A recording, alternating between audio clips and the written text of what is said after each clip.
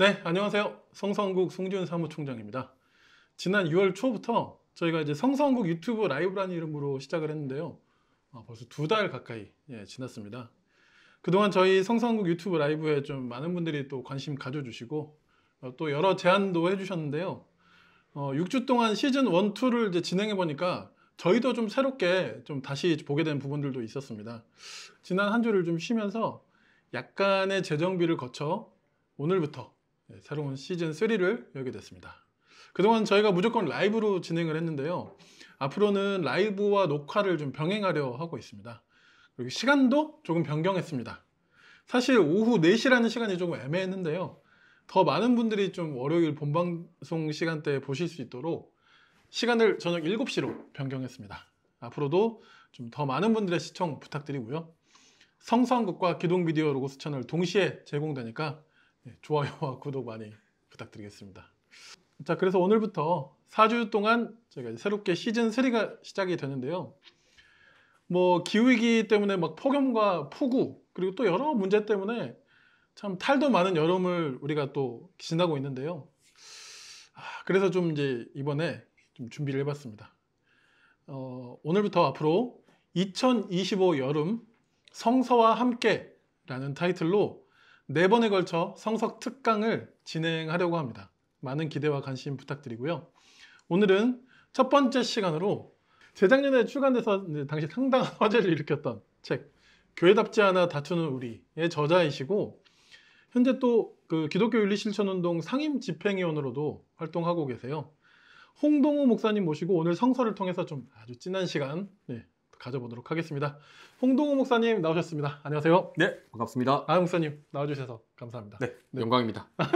간단하게 카메라 보시면서 인사 소개 한번 부탁드릴게요. 네, 저는 교회답지 않아 다투는 우리라는 책을 썼고요. 그 전까지는 지역교회에서 열심히 사역하다가 책을 쓰고 난 이후부터는 사당역에서 이제 뭐 가난한 성도라고 할 수 있죠. 그런 분들과 같이 잠깐 성경 공부를 좀 하고 있고요. 또 소개해 주셨다시피 올해부터는 기윤실에서 상임 집행위원으로 또 활동하고 있습니다. 네, 반갑습니다.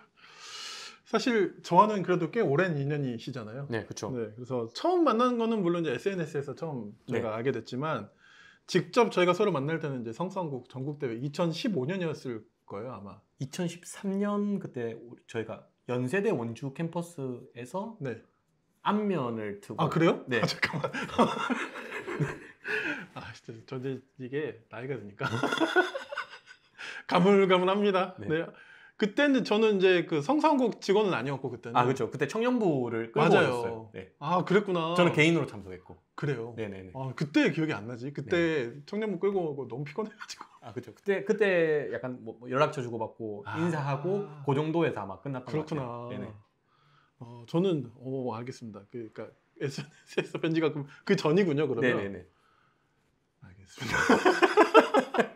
네, 제가 조금 헷갈렸는데 아무튼 이제 본격적으로 저희가 다시 좀 만난 거는 2015년 전국대회 때 저는 이제 성수한국 사무국 직원이었고 또 이제 그때 좀 같이 그 자봉으로 네, 그렇죠. 자원봉사 오셔가지고 와가지고. 왜냐면 제가 그때 그 기억에 남는 게 오셔가지고 그 당시 강사님들이 아주 많았잖아요. 선택특강도 되게 많았고 그분들하고 이제 막 이렇게 질의 막 서로 묻고 답하는 이런 게 그 인상에 좀 제가 좀 있어요.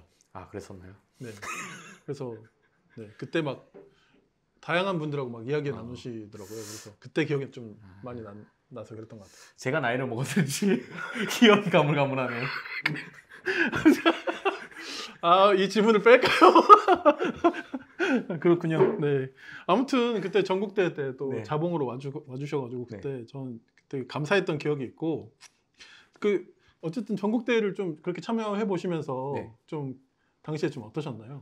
그러니까 사실 설교 메시지가 좀 독특하다 말고는 크게 다를 게 없구나라는 생각도 사실 했거든요. 그러다 제가 인상 깊었던 게 아마 2015년 이제 건양대학교에서 했던 성수한국 대회였을 거예요. 그때 집회를 다 끝나고 의자를 어느 공간으로 이동해야만 했어요.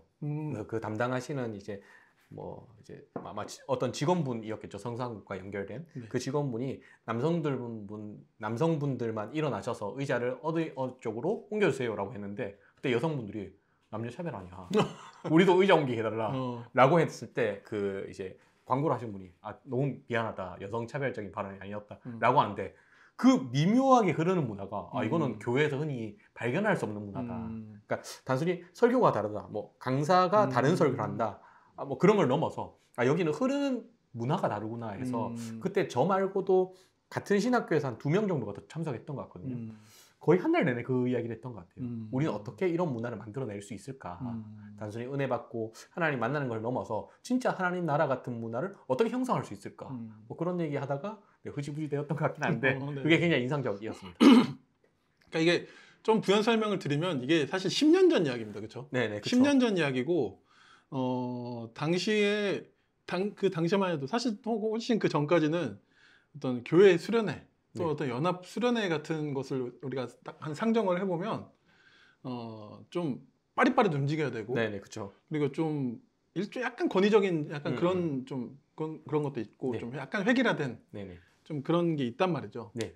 또 그런 거 착착 돌아가는 게 어떤 그런 걸 되게 좀 뿌듯해하는 그런. 그렇죠. 특히 이제 또 저희는 또 그 학생 선교단체 같은 또 그렇죠. 같은 CCC 출신. 밝히시네. CC 출신으로서 네. 저희가 경험했던 그런 거는 그런 세계였는데 네네네. 아마 근데 거기서는 뭔가 좀 더 자발적이고 네네. 아까 이야기해 주셨던 어떤 그런 성평등적인 그런 문화들까지도 지금이야 어떻게 보면 새로울 게 아닌데 그때 당시로서는 당시에, 네. 그럴 수 있습니다. 그렇죠? 그러니까 저희 CCC 세계에서 보통 나와서 약간 자원봉사를 이끄는 사람은 테스토스테론이 넘치고 리더십이 강렬해가지고 자 남자 다 일어나 의자 옮겨 약간 이런 건데 갑시다 이런 그렇죠. 거요. 네. 굉장히 공손하게 부탁을 하시고 네. 여성분 몇 분이 이렇게 이의 제기하시니까 바로 죄송하다가 다가가고 여자들이 약간 테스토스테론이 넘치는 듯이 의자를 들고 가시는 분을 보고 예. 진짜 여기 하나님 나라다 이런 인상을 받았던 기억이 납니다. 근데 이게 진짜 그럴 수 있는 게 2015년이면 그 페미니즘 리부트가 약간 되기 직전일 거예요. 네네. 그러니까 약간 그런 영향이 교회에도 좀 부족했던 시기인데 어쨌든 이제 그런 것에서 좀 인상을 깊게 받으셨다. 10년 전에 네네. 예, 그런 이야기로 좀 받아들여 주시면 좋겠습니다. 지금의 이야기를 하는 건 아닙니다. 네. 네, 하여튼 그렇고요. 자, 그 교회답지 않아 다투는 우리 이 책을 이제 또 쓰셨는데 네. 그 책 출간 후 이제 어느 정도 좀 시간이 지났어요. 네네. 이제 그 뭐지? 여러 반응을 아마 접하셨을 네네. 거고 좀 인상 깊었던 반응이 좀 있으신가요? 사실 한 리뷰가 한 60개 정도 됐을 거예요. 다 고맙고 다 뭐 영광이고 감사한 그런 리뷰들이지만 그 중에 간간히 실제 교회 갈등을 겪었던 사람만이 쓸 수 있는 글을 쓰신 분들이 있었어요. 그러니까 개인이 그냥 교회를 떠나고 힘들어하고 그런 걸 떠나서 네. 실제 교회가 분열되고 찢겨지는 광경을 본 사람들이 읽고 남긴 평들이 있었거든요. 실제로 제가 요 책을 쓰기 전에 책을 써야 되겠다 해서 책을 쓴 것이 아니라 실제로 교회 안에 건축 때문에 혹은 엘리베이터 증축 때문에 갈등이 일어나는 과정 가운데 부교육자 입장에서 참다 못해서 앞에 나가서 설교했던 내용들을 이렇게 긁어 모아가지고 글을 쓴 거란 말이에요. 그러니까 제가 원래 타겟팅했던 사람들은 갈등 가운데 힘들어하는 사람들, 갈등 가운데 뭔가 하나님 우리 가운데 이렇게 말씀해 주시는 거 있지 않을까 고민했던 사람들을 향해서 이제 설교했던 거를 책으로 쓴 건데 실제로 그 책의 독자 중에 어떤 일부는 약간 그런 경험을 공유하고 있는 사람들이 읽고 거기에 대해 반응하는 글을 올리신 것 같아서 굉장히 뿌듯했습니다. 네, 그러니까 그 저도 기억이 나는 게 목사님 책은 이게 이제 뭐랄까요? 상당히 규정 짓기 어려운 책이긴 했었어요. 네네. 근데 그만큼 복합적인 이야기를 그렇기 때문에 더 잘 담고 있고 또 그 이야기를 그냥 일종의 뭐랄까요? 좀 교회 안에서의 그냥 현장 얘기처럼만 다루는 게 아니라 사실은 되게 성서 주해를 통해서 네네. 그걸 좀 쭉 이어가고 네. 우리가 어떻게 해야 될 거며 뭐 그런 것들을 쭉 굉장히 그 뭐랄까요? 큰 논지나 흐름을 좀 끝까지 잡고 가는 느낌을 네네. 그때 저도 받았었고 네. 그러니까 좀 실제적인 고민을 하시는 분들께 굉장히 도움이 많이 됐을 것 같다. 그런 생각이 저도 좀 들었거든요. 그러니까 사실 뭐 제가 쓴 책이 이렇게 해라 저렇게 해라 그런 류의 책은 사실 그렇죠. 아니잖아요. 예. 다만 우리가 겪고 있는 현실이긴 한데 뭔가 쉽게 해석될 수 없는 교회에서는 이런 것을 해석하지 않았던 영역들을 성경 본문과 제 고민을 통해서 이거는 이런 유의 해석이 가능하다라고 제안했던 것들이고 실제 교회에서 이제 그런 설교를 들었을 때 교인들이 뭔가 갈증이 풀린 것 같은 갈등이 여전하지만 그래도 예전만큼 답답하지 않은 것 같다는 그런 평가를 해주셨는데 그런 평가를 해주신 분들이 간간히 있어서 굉장히 의미 있었던 그런 기억이 납니다. 알겠습니다. 제가 사전 지문은 쓰진 않았지만 저도 깜빡했는데 그 사당동에서 네네. 그 성경 공부 네네. 이런 어떤 그룹을 좀 몇 번 해보셨잖아요. 네네. 사실 뭐 일반적인 의미로서 교회 개척이라고 볼 수 없는 형태이고, 네네. 그렇죠? 약간 어떻게 보면 시즌제처럼도 보이고, 네네. 어쨌든 좀 갭이 있잖아요. 네네. 갭도 있고 네. 하니까 좀 비정규적으로 이게 아마 열렸던 것 같은데, 그건 좀 어떻게 좀 그걸 좀 해보게 되셨으며 하시면서 좀 들었던 생각은 좀 어떤 거가 있을까요? 일단 해보게 된 계기는 뭐냐면 제 와이프가 알아서 돈을 벌어준다고 해서 저는 돈 벌 고민 없이 네. 한번 실험적인 것을 해보자. 음. 그러니까 교회 개척을 해서 살아남아 보자라는 것은 제가 아무리 계산해도 살아남을 가능성이 거의 제로에 가깝더라고요. 더군다나 제가 이제 수도권에 사는 사람이 아니기 때문에 수도권에 그런 교회를 개척하는 건 불가능한 것 같고 그러면 한 2, 3년 정도의 유예 기간을 아내에게 허락을 받고 2, 3년 동안 내 삶에 앞으로 목회와 어떤 신학을 공부하는 데 있어서 유의미한 실험을 해보자. 이렇게 해서 여러 가지 고민했던 것 중에 하나가 뭐냐면 일단 주일 저녁에 모이자. 그래서 교회를 예배만 출석하고 교회 생활을 하지 않는 그러면서 뭔가 교회에 대한 갈급함이 있는 혹은 교회를 언제든지 나갈 마음이 있는데 뭔가 이제 뜨뜻미지근한 그래서 교회를 안 나가고 있는 그런 사람들을 불러 모아서 저녁 5시쯤에 성경 공부를 하면 어떨까. 그리고 매주 모이면 뭔가 이게 교회 같을 거니까 한 6주만 딱 모이고 한 2개월 또 쉬다가 또 마음이 동하면 또 6주만 모이고 이렇게 하면 어떨까 해서 시도를 하고 있는데 하면서 여러 가지 배우는 것들이 있어요. 또 하나는 뭐냐면 그 중에 하나는 뭐냐면 일단 사람들은 성경 공부를 제가 잘한다고 해서 좋아하는 게 아니라 뭘 먹어야 좋아합니다. 사람이 모여서 공동체가 형성되는 무조건 먹을 게 있어야 되더라고요. 더군다나 먹고 나서 쓸데없는 잡담 이야기할 때 성경에 대해서 로마서가 어떻고 창세기가 어떻고 이런 이야기보다 그냥 쓸데없는 이야기 내 여자친구한테 고백했다 잘했다 뭐 이런 쓸데없는 이야기들이 오히려 이제 그런 공동체성을 더 뭔가 증가시킨다는 그런 느낌을 받았고요.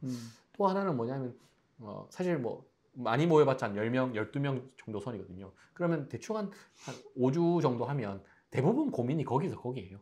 이 사람이 겪고 있는 문제가 우리랑 같이 성경 공부를 하고 뭐 같이 기도를 해주고 도와준다고 하더라도 뭐 1, 2주 만에 해결되고 그렇지 않으니까 그렇죠. 거의 매일 똑같은 이야기를 하거든요. 매주. 사실 지겹단 말이에요. 맨날 똑같은 이야기 하면. 근데 6주만 모였다가 2달 안 보니까 또 들어도 굉장히 들을 만한 거예요. 반갑고. 그렇죠. 네. 만약에 우리가 1년 52주 맨날 보는데 맨날 똑같은 이야기 한다. 그러면 저만은 나누면 안 하면 안 되나 이렇게 할 텐데 한 2달 안 보고 보니까 들을만 하고 약간 주말 부부 원리인가요? 약간 그런 느낌이죠. 약간 그런 느낌. 그래서 재밌다. 그런 생각으로 잘 감당하고 있습니다. 네네. 아무튼 이런 생각을 좀 아내분과 어쨌든 상의를 통해서 네. 이런 시간들을 내가 좀 해보고 싶어라고 좀 주도적으로 어떻게 보면 네.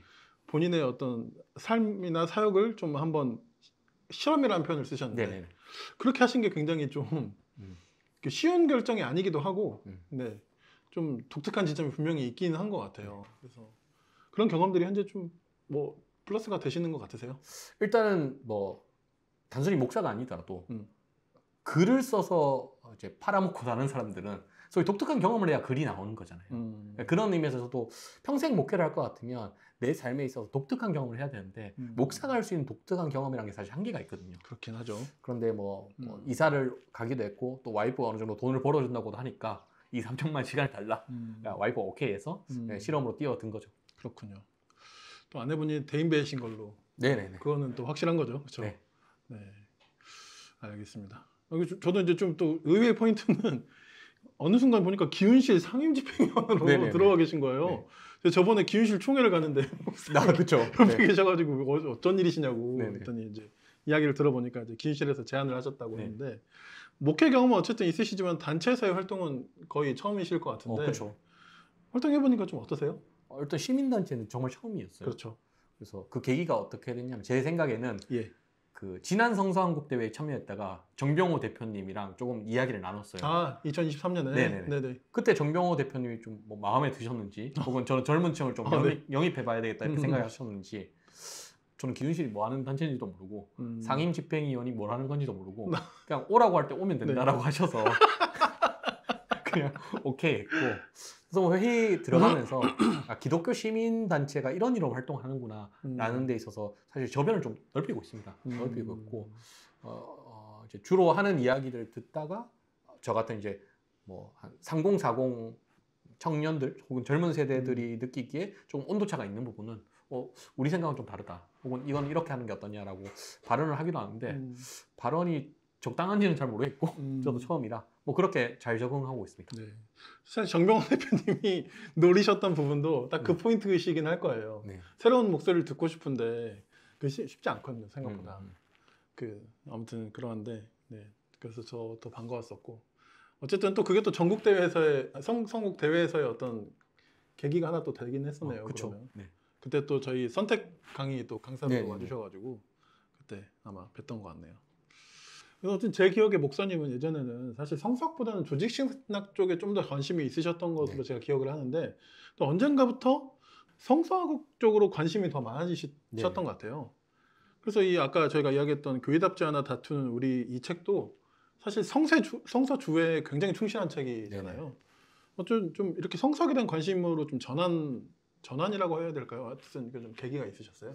개인적으로 가장 처음으로 인상 깊게 읽었던 이제 성서학 책은 곧 여기 출연하실 권영경 교수님이 쓰신 갈라디아서 어떻게 읽을 것인가였어요. 그 책을 읽으면서 똑같은 성서 본문을 다르게 읽을 수 있구나, 좀 더 깊고 좀 더 넓게 읽을 수 있구나라는 사실 때문에 성서학에 매료되었던 경험이 있었고요. 그것과 무관하게 계속 이제 조직신학을 좋아하고 조직신학 공부를 했는데, 제가 이제 갔던 교회가 이게 좋게 말하면 평신도들의 주체적 신앙이 살아있는 교회, 나쁘게 말하면 각자 생각이 다 다른 교회였단 말이에요. 네. 그러니까 예를 들어 제가 이제 교회에 부임했을 때 뭐 다른 이제 교사 같이 동역할 교사분들이 다 저에게 순종적이고 수능적이었다면 그냥 이거 해 저거 해 우리 이거 합시다 이렇게 했을 텐데, 다들 각자 생각이 있으니까 이걸 어떻게 설득하지? 그런 생각을 항상 했었어요. 더군다나 후일 그 교회에서 이제 전임 사역을 하면서 이제는 교사들만 설득하는 게 아니라 모든 어른들을 상대로 설교로 설득을 해야 되는 거잖아요. 근데 설득을 하는데 칼바르트가 이렇게 말했습니다, 반넨베르크가 이렇게 말했습니다, 몰트만이 이렇게 말했습니다. 이게 설득이 안 먹히는 거예요. 이 사람 모르니까. 근데 성서학은 기본적으로 우리가 같이 들고 있는 텍스트를 가지고 쪼개고 나가는 거니까 이건 설득이 되겠다 싶더라고요. 그래서 실제로 성서학의 연구 결과를 바탕으로 한 두세 번 정도 설교를 했는데 이게 먹히더라고요. 사람들이 설득이 되고 이렇게 해석할 수 있네? 그리고 당신의 해석이 일반적으로 우리가 알고 있던 해석에 비해서 훨씬 설득력이 있어. 그리고 제가 전달하려고 하는 메시지에 감흥하는 것을 보고 내가 설교자로 살아갈 것 같으면 성서학을 좀 더 공부해야 되겠다 해서 그 이후로는 주로 이제 성서학을 보는 것 같습니다. 그리고 뭐 조직신학으로 이제 입문을 했던 만큼 조직신학적 마인드는 살아있지만 주로 보는 책은 성서학인 것 같아요. 그러니까 단순히 어떤 나의 기호나 어떤 그런 것들의 변화라기보다는 목회 현장에서의 실제적인 어떤 필요에 의한 것도 좀 계기가 생겼던 거네요. 그렇죠. 그게 큰 거죠. 제가 앞서 말했듯이 뭐 교회 건축이나 이런 것 때문에 다들 문제가 있는 상황에서 뭐 판넨베르크가 이렇게 말했으면 이러면 누가 듣겠어요. 근데 성경이 이렇게 말하고 있습니다 하니까 사람들이 듣고 감흥하고 이런 것들이 저한테 성서학 공부를 하는 데 있어서 좀 동력이 되었던 것 같습니다. 그러니까 아무래도 목사님은 딱 그 뭔가 스타일이 적극적으로 좀 그것이 뭐 돌파가 되든 뭐 돌파를 위해서든 어떤 해결을 위해서든 적극적으로 뭔가 그래도 좀 임하는 스타일이신 것 같아요. 근데 예전에 한번 저희 개인적으로 그런 이야기 한번 나눴던 적이 있었던 것 같은데, 지역교회 부교육자가 그렇게 하는 게 좀 쉽지 않거든요. 그렇죠. 사실 쉽지 않죠. 사실 좀 어느 정도 안전하게 그게 제일 나쁘다고 말하는 게 아니라 좀 어쩔 수 없는 지점도 사실 있어서 좀 그 안전한 설교를 하고 또 누구도 좀 뭐랄까 누구에게도 함부로 좀 해가 되지 않을 설교를 하고 그게 좀 일반적인 선택으로 사실 그렇게 여겨지는데, 어떻게 보면 좀 약간 살짝은 좀 위험할 수도 있는 그쵸. 약간 줄타기 같은 느낌이 좀 있어요. 그 사실 수동적인 태도가 나쁜 게 아니라 그럼요. 부교육자의 미덕이거든요. 네네. 사실 담임 목사를 사실 그렇죠. 보좌해야 되는 일반적으로 비서관의 그렇게 입장에 좀 가까우니까. 근데 저는 뭐 운이 좋았다고 해야 되는 건지 음. 모르겠지만 담임 목사님이 전임하면서 두 분을 모셨는데 두 분 다 조금 저의 어떤 지적인 역량 그리고 설교의 역량에 대해서 두 분 다 좋게 평가를 해주셨어요. 그래서 제가 가끔 이분들이 할까 말까 하는 유의 메시지를 설교에서 딱 이렇게 치고 나갈 때 이분들이 좋아하셨어요. 예를 들어 제가 그렇게 치고 나갔을 때 이제 제가 모셨던 담임 목사님이 너 그렇게 하지 마. 가만히 있어. 그럴 수 있죠. 라고 했으면 아마 영원히 그러지도 않았을 텐데 할 때마다 너무 좋은 설교였다. 라고 해서 그걸 기반으로 본인이 더 설득을 이어나가시고 이런 과정을 보면서 이런 것들이 부교육자 입장에서 한 번쯤 필요하겠구나라는 생각을 저는 좀 하게 되었고 그러면서 자연스럽게 좀 그런 방식으로 여러 고민을 하게 되었던 것 같습니다. 사실 그런 부분은 어떻게 보면 또 아까 운이 좋았다라는 표현도 하셨지만 그거 좀 맞는 말 같긴 해요. 네네. 얼마나 이 한국 교회가 많아요. 네. 진짜 많은 담임 목사님들이 계시고 사실 그런데 그런 거는 참 좋은 토양이 되지 않았나. 네네. 뭐 여러 가지 또 이야기들이 또 그 뒤에는 다 비하인드 있기는 하겠지만 어쨌든 뭐 그런 환경을 만난다는 거는 참 쉬운 일은 아니긴 하죠. 네. 그래서 이제 오늘 이제 강의를 이제 부탁드렸는데 강의 제목을 재정의된 정의로 정해주셨어요. 좀 어떤 강의인지 좀 간단하게 소개 좀 해주실 수 있을까요? 우리가 보통 로마서를 읽으면 보통 어떻게 우리가 구원받을 수 있을 것인가 혹은 칭의에 대한 어떤 본문으로 많이 읽잖아요. 그런데 이 칭의로 번역된 단어가 정의로도 번역이 될 수 있단 말이에요. 그래서 그 관련해서 읽은 책이 뭐 세물글 플러스에서 나오고 테드 제닉스의 책도 있고 여러 가지 책들이 있는데 특별히 제가 여기에 대해 관심사를 좀 가지고 있었다가 최근 이제 12월 3일 이후로 펼쳐진 여러 상황을 보면서 요 문제, 법과 정의의 문제에 대해서는 조금 심각한 고민이 필요하겠다 싶어서 제가 좀 그 시절에 좀 책을 읽었고 로마서도 읽었고 이렇게 여러 가지 고민을 하면서 최근 한 4월경이죠. 4월경에 이제 사당역에서 이제 성경 공방을 로마서를 주제로 해서 법과 정의의 문제에 대해 여러 가지 이야기를 했는데 다들 좀 우리 정치 현실과 좀 맞아떨어지는 부분이 있어서 다들 동의하고 좀 재밌게 여러 가지 이야기를 나눴습니다. 그래서 성산국에서 뭐 성경 관련 이야기를 해주시라고 부탁하길래 그 이야기를 하면 되겠다. 그래서 정의라고 말하는 우리가 흔히들 사용하는 개념에 비해서 성경은 정의에 대해서 뭐라고 말하는가에 대해서 나누기 위해서 재정의된 정의 이렇게 제목을 잡았습니다. 알겠습니다. 네, 그러면 저희 홍동호 목사님의 강의를 이어서 저희가 한번 들어보도록 하겠습니다. 네, 지난 12월 3일 계엄 이후로 현재 대한민국은 나름의 각자의 어떤 후과를 겪고 있는 것 같습니다. 그 중에서도 교회를 다니는 그리스도인들, 더군다나 직업이 목사인 저 같은 사람들은 더 큰 후과를 치르고 있는 것 같아요. 어디 가서 그리스도인이다, 교회 다닌다, 목사다 라고 말하기가 좀 민망하고 부끄럽고 뭔가 해명을 해야 될 것 같은 그런 시절을 지나고 있습니다. 뭐 힘든 시기일 수도 있겠지만 제 개인적으로는 흥미로운 지점이 하나 있었습니다. 기본적으로 속칭 보수 기독교라고 하면 군사 정권 이래로 이 독재하고 있는 정권과 교묘하게 야합해서 권력을 위해 기도하고 그리고 권력에서 하는 말들을 정당화시켜주는 그런 식의 신앙을 역류해 왔습니다. 그래서 그런 보수적인 교회 혹은 보수적인 그리스도인들이 말하는 정의로움은 혹은 시민으로서의 어떤 책무는 권력자를 위해서 기도하고 권력자의 말에 순응하는 것이었습니다. 그래서 그들에게는 사실은 법을 지키는 것, 법을 준수하는 것이 정의라고 말해 왔습니다. 그런데 12월 3일 계엄 이후에 서부지법 폭동 사태에 있어서 어떤 일부 그리스도인들이 이렇게 말합니다. 사법부가 오염되었다. 법이 오염되었다. 법대로 순응하는 것이 불의일 수 있다. 오히려 법에 저항하는 것이 법원에, 사법부에 저항하는 것이 정의다. 이렇게 주장하기 시작했습니다. 개인적으로는 굉장히 흥미로운 지점이었습니다. 그러니까 다소 정치적으로 보수적인 스탠스를 갖고 있는 그리스도인이던 혹은 정치적으로 약간 진보적인 스탠스를 갖고 있던 그런 그리스도인이던 상관없이 법과 정의가 괴리될 수 있겠구나. 법이 온전히 정의를 구현할 수 없을 수 있겠구나 라는 지점에서 교묘하게 합의가 된 거죠.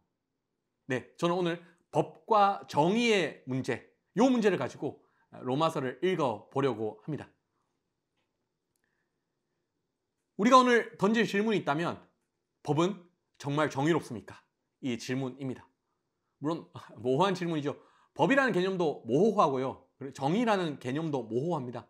다만 모호한 질문임에도 불구하고 뭐랄까 법은 정말 정의로울까에 대해서는 다들 의구심을 가지는 것 같습니다. 세계사적으로 따져보면 무수한 많은 유의 그런 사건들이 있었겠지만 양차 세계대전 그리고 홀로코스트 이후로 사람들은 법과 정의의 문제에 대해서 회의하기 시작했습니다. 특별히 아이히만이 법대로 했다. 법대로 유대인을 학살했다. 이렇게 법정에서 증언했습니다. 물론 그 아이히만의 증언은 기만으로 밝혀졌습니다만 그 말에 우리는 여러 생각을 하게 되었습니다.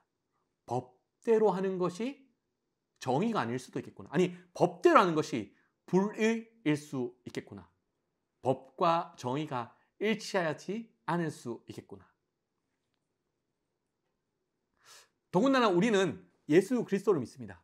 예수 그리스도를 믿는다는 것은 1세기 로마 제국의 법정에서 처형당한 한 죄수를 메시아로 믿는다는 겁니다. 즉 법에 의해서 사법 살인을 당한 한 인간을 메시아로 믿는다는 겁니다. 따라서 예수 그리스도를 우리의 주, 우리 하나님으로 고백하는 우리 그리스도인들은 법과 정의에 대해서 조금은 독특한 사유를 할 수 있는 여지가 우리 그리스도교 안에 있다고 할 수 있겠습니다. 특별히 바울이 로마서에서 그러한 이야기들을 펼쳐가고 있는데요. 그 이야기를 조금 따라가 보려고 합니다.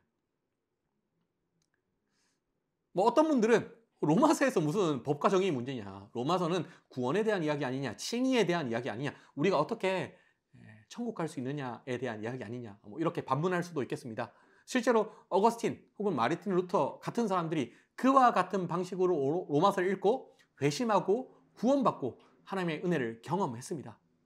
그들은 실제 그렇게 읽었고 그들이 읽은 바가 우리 교회사에서 꽤 큰 비중을 차지합니다.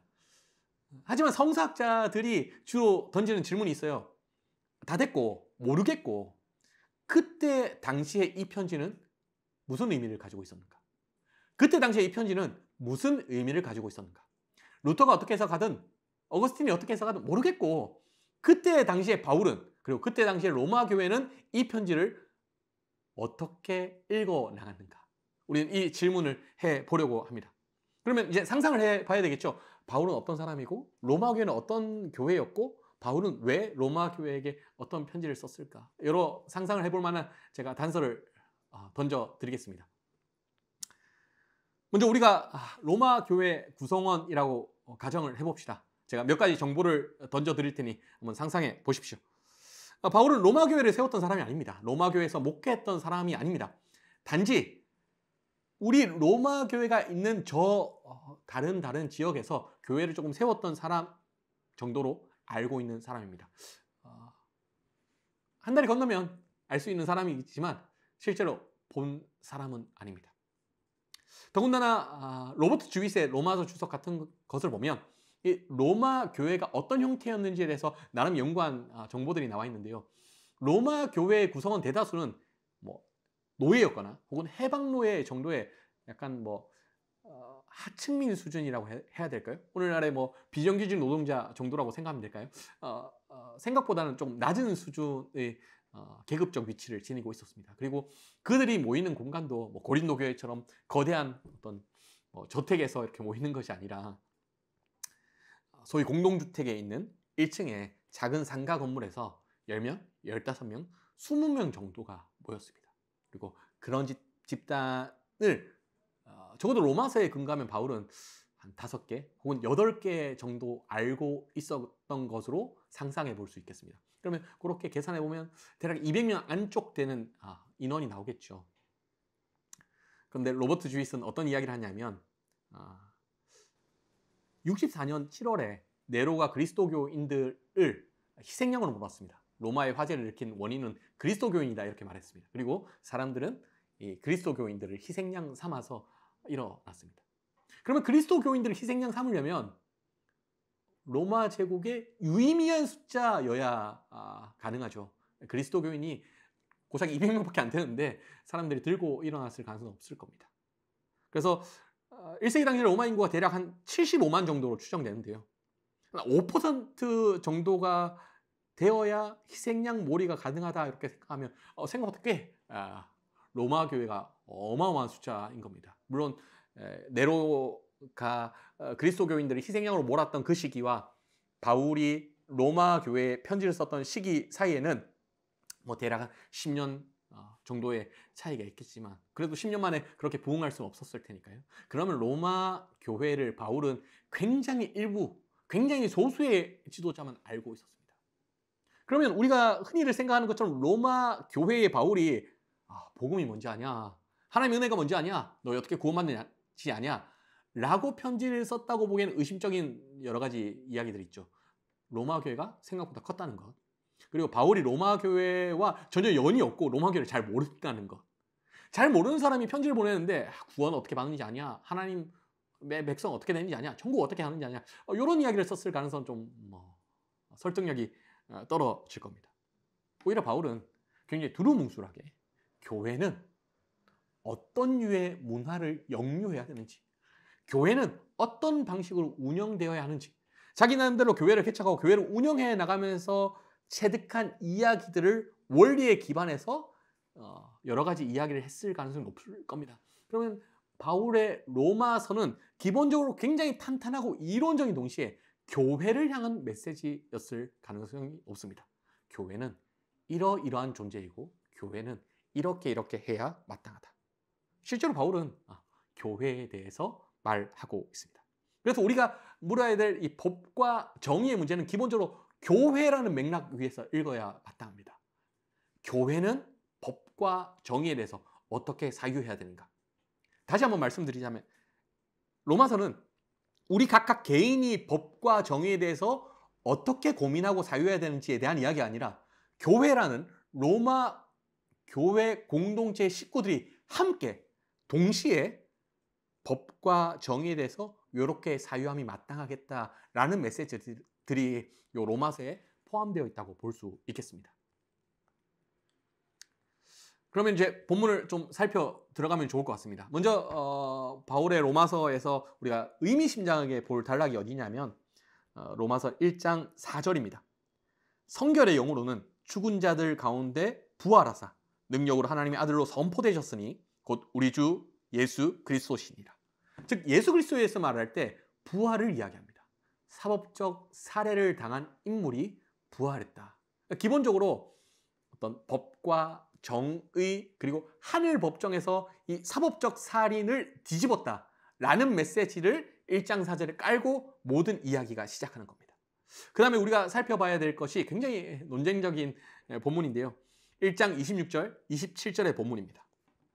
흔히들 우리가 이 본문은 차별금지법과 같은 속칭 동성애 문제를 다룰 때 흔히들 해석 논쟁이 일어나고 하는 그런 본문입니다. 이렇게 말하죠. 하나님께서 그들을 부끄러운 욕심에 내버려 두셨으니 곧 그들의 여자들도 순리대로 쓸 것을 바꾸어 영리로 쓰며 그와 같이 남자들도 순리대로 여자 쓰기를 버리고 서로 향하여 음욕이 불일듯하며 남자가 남자와 더불어 부끄러운 일을 행하여 그들의 그릇 때문에 상당한 보응을 그들 자신이 받았느니라. 이 본문만 읽었을 때는 굉장히 명료한 것 같습니다. 먼저 여자들이 순리를 거슬러 영리를 취하고 있대요. 그리고 남자도 동일하게 영리를 취한대요. 더 나아가 본문은 이 영리가 무엇인지 이렇게 해설합니다. 남자들도 순리대로 여자 쓰기를 버리고 서로 향하여 음욕이 부릴 듯하며 남자가 남자와 더불어 부끄러운 일을 행하여. 그러면 이 본문은 적어도 바울이 유대적 세계관, 히브리적 세계관으로 로마 제국에 돌아가고 있는 이 동성애 혹은 동성 성관계를 봤을 때 굉장히 역겨웠고 이거 하나님께 진노받을 만한 어떤 문제다 이렇게 진단했다고 읽을 수 있겠습니다.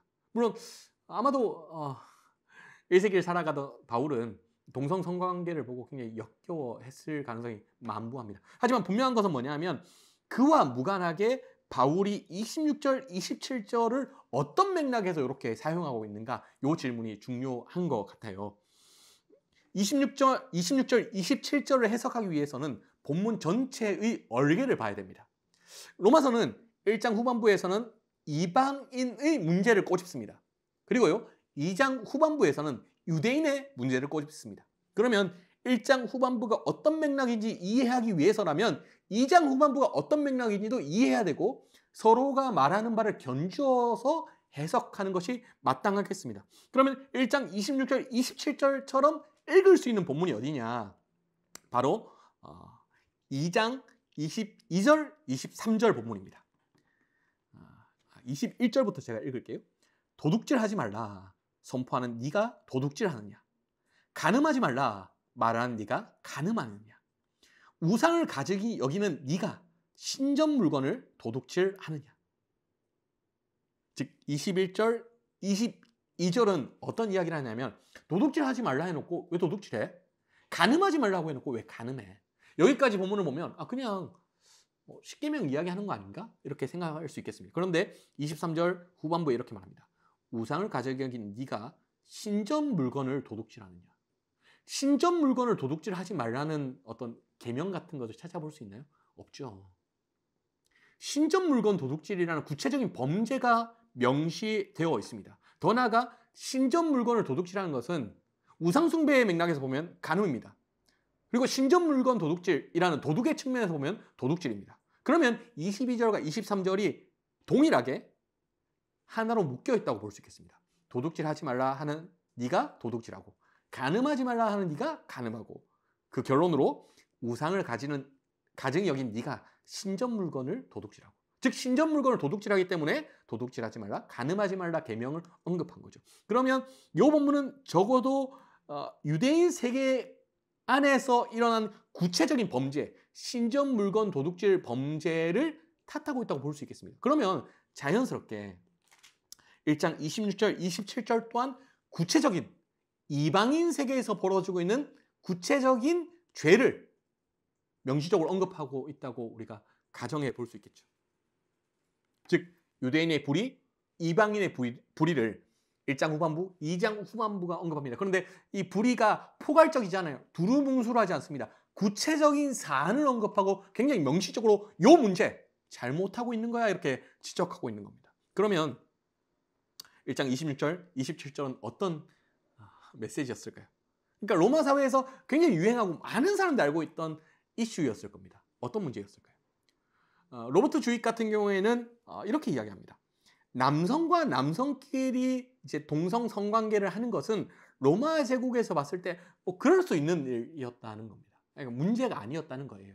그런데 여성과 여성이 성관계를 하는 것은 굉장히 끔찍하고 굉장히 경멸스럽고 굉장히 역겨운 일이었다고 이야기합니다. 그래서 로버트 주익은 26절, 27절은 남성 동성의 문제, 남성 동성 성관계의 문제를 탓하기 위해서 일종의 수사법을 쓰는 거다. 야, 여성들이 서로 하는 거 역겹지, 더럽지. 너희들끼리 하는 건 괜찮아? 남자들끼리 하는 건 괜찮아? 수사법이다. 그러면서 26절, 27절은 기본적으로 남성과 여성이 동등하게 하나님 앞에 심판을 받을 수 있다는 그 메시지다라고 해석을 합니다. 물론 설득력 있긴 하지만 신전 도둑질 같은 구체적이고 명시적인 범죄로 보기에는 조금 설득력이 떨어지는 것 같아요. 테드 제닝스는 이 부분을 어떻게 해석하냐면 26절에 등장하는 부끄러운 욕심이라는 단어를 수치스러운 정념으로 번역하고요. 이 부끄러운 욕심이라는 단어가 꼭 성행위와 관련된 것일까? 그렇지 않다라고 단정 짓습니다. 그리고는 당대 로마 문헌을 지적하면서 몇 가지 사례를 언급하는데요. 예컨대 황제 아우구스투스의 아내 리비아라는 여성이 있었습니다. 이 여성이 아들의 왕자를 확보하고 이 아들과 같이 섭정하기 위해서 아우구스투스의 수명을 단축시켰다는 소문이 로마 제국에 퍼져 있었습니다. 그러니까 왕비가 자신의 아들을 황제의 자리에 앉히고 섭정하기 위해서 자신의 남편을 독살했을 소문이 퍼지고 있었던 겁니다. 그리고 또 하나가 있습니다. 클라우디우스 황제의 두 번째 아내 메살리나라는 여성이 있었는데요. 이 여성이 굉장히 호색하고 방탕해서 다른 이제 귀족 부녀자들에게 간통을 부추겼다는 겁니다. 간통을 부추기고 그들이 간통에 성공했을 때 그 부녀자의 남편에게 지위를 줬다는 겁니다. 공직을 허락했다는 거죠. 그러면 이 테드 제닝스가 인용한 이 로마 제국의 구체적 이슈와 26절, 27절이 서로 상응하는 거 아닐까? 라고 상상해 볼 수 있겠습니다. 즉 로마 제국 심장부인 황실에서 굉장히 음탕한 일들이, 굉장히 잔인한 일들이 벌어지고 있다. 더 나아가 2장으로 가면 어떤 이야기일까요? 신전 물건 도둑질이라는 것은 실제 이스라엘 왕국, 고대 이스라엘 왕국 역사 가운데 일어난 사건입니다. 즉 솔로몬이 하나님의 성전을 지어드렸습니다. 그리고 솔로몬 왕궁도 지었죠. 그리고 나서 이렇게 이방인 여인들을 자신의 아내로 맞습니다. 근데 이방인 여인들이 우상을 갖고 들어오네요. 그 우상은 다른 나라의 신전에서 가져온 것들입니다. 그런 것들이 큰 의미에서 보면 성전 안으로 들어왔다는 겁니다. 신전 물건 도둑질이라고 볼 수 있겠죠. 후일에 에스겔이 예루살렘 성전 파괴의 환상을 보는 가운데, 예루살렘 성전에서 하나님의 임재가 떠나는 그 환상을 보는 가운데 그 에스겔의 환상에 보였던 것이 뭐냐면 예루살렘 성전 곳곳에서 우상신을 숭배하고 있는 이스라엘 백성들, 그리고 고위층들, 제사장들, 레위인들의 광경을 본 겁니다. 즉 신전 물건 도둑질이라는 사건은 고대 이스라엘 역사 가운데 일어난 사건입니다. 테드 제닝스의 말이 맞다면 테드 제닝스가 1장에서 2장에서 하고 싶었던 말은 뭘까요? 그냥 우리가 흔히 로마서를 해석했던 것처럼 이방인들 다 쓰레기야, 유대인들 다 쓰레기야, 다 우리는 뭐 다 죄지었어, 죄인이야, 우리는 다 예수가 필요해, 하나님 아니면 안 돼, 예수 아니면 안 돼, 그래서 예수가 우리 때문에 죽어야 됐어, 뭐 이런 이야기가 아닙니다. 여기서 말하고 있는 것은 뭐냐면 로마 제국 혹은 고대 이스라엘 왕국이라는 정치체를 향한 구체적인 비판입니다. 로마 제국이 우리에게 평화를 준다고? 로마 제국의 법체계를 통해 우리가 정의를 실현할 수 있다고? 헛소리 하지 마. 황실에서 벌어지고 있는 너희 못 들어봤어? 그 여성들이 부끄러운 욕심 때문에 자신의 남편을 살해하고 부녀자들의 간음을 권장하는 그 이야기 못 들어봤냐? 황실의 중심부에서 그런 사건이 일어나고 있는데 로마 제국이 과연 정의가 가능할까? 평화가 가능할까? 많은 유대인들이 고대 이스라엘 왕국들을 기념하고 기억하고 또 대망했을 겁니다. 다시 우리가 율법을 잘 받들기만 하면, 성전을 회복하기만 하면 이 나라에 하나님의 평화, 샬롬이 올 수 있지 않을까? 정의가 올 수 있지 않을까? 그때 바울이 이야기하는 겁니다. 옛날에 솔로몬 그 성전 짓고 나서 우상 가득했어. 우리의 역사를 봐. 이스라엘 왕국의 역사를 봐. 문제가 가득한 역사야. 즉 고대 이스라엘 왕국이든 로마 제국이든 우리에게 정의를, 평화를 가져다 줄 수 없다는 정치체의 비판으로 읽어야 마땅하다는 겁니다. 즉 그들은 정의를 약속하는 것 같지만 정의는 도래하지 않을 것이다. 그들이 평화를 약속하는 것 같지만 평화는 도래하지 않을 것이다. 로마 제국은 평화를 이룰 수 없고 이스라엘 왕국이 다시 회복된다 한들 평화를 이룰 수 없을 것이다. 이를 근거로 하여서 로마서 2장 12절을 살펴보면 로마서 2장 12절이 이렇게 말합니다. 무릇 율법 없이 범죄한 자는 또한 율법 없이 망하고 무릇 율법이 있고 범죄한 자는 율법으로 말미암아 심판을 받으리라. 여기서 흥미로운 것은 뭐냐면 율법으로 번역된 단어 이 노모스가 율법으로도 번역되지만 그냥 단순히 법으로도 번역될 수 있다는 사실입니다. 그러면 1장 후반부에서는 로마 제국을 비판하고요. 2장 후반부에서는 유대인의 고대 이스라엘 왕국을 비판하잖아요. 고대 이스라엘 왕국은 모세 율법을 수강하던 그런 국가입니다. 반면에 1장 후반부에서 비판하고 있는 로마 제국은 로마의 법체계를 수강하던 국가입니다. 둘 다가 로마 법체계, 모세의 율법이라는 측면에서 좀 다를 수 있겠지만 노모스라는 단어 안에서는 두 국가가 숭하하는 법, 또 두 개의 다른 법이 노모스라는 단어 안에 들어오게 됩니다.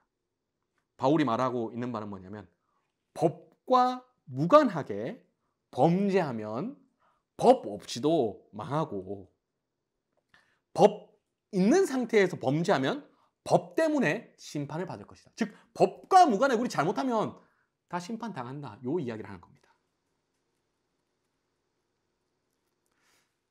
더 나아가 2장 7절은 이렇게 얘기합니다.